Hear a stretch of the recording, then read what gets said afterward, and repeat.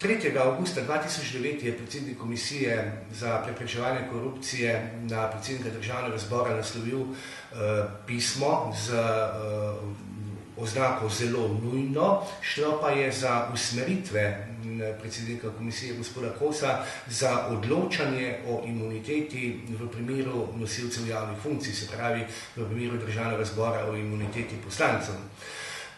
V dopisu je jasno navedeno, da na Slovenijo že več let pritiskajo, kot pravi gospod Kos, mednarodne organizacije, da take usmeritve mora sprejeti.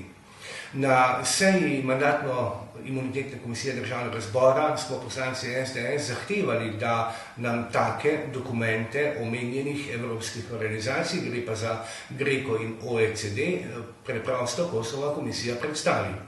Dobili smo na razpolago 2 dokumenta. Prvi je star praktično že 9 let.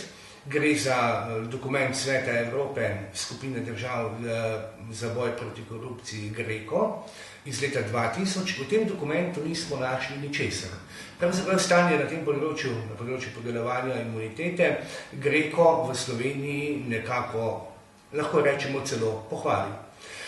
Drugo pa je bilo poročilo o implementaciji konvencije in revidiranju poročil iz leta 1997 za preprečevanje podkupovanja tujih uradnih oseb v mednarodnih poslovnih transakcijah. To pa je dokument iz leta 2007.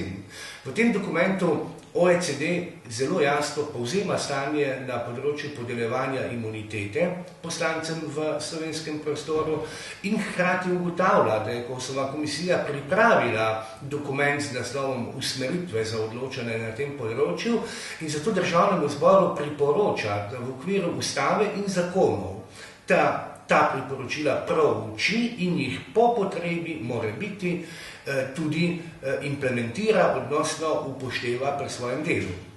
Torej, ugotovili smo lahko, da nobena mednarodna organizacija ne pritiska na Slovenijo, da bi morala sprejeti kakršnekoli usmeritve za določanje imunitete poslancev.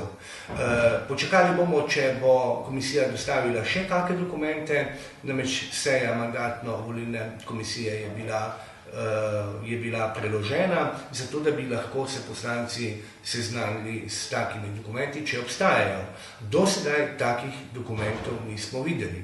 Sled tega lahko vsaj za sedaj upravičeno smatramo, da je Komisija za preprečevanje korupcije zavajala Državni zbor, ker takih dokumentov do sedaj nismo videli.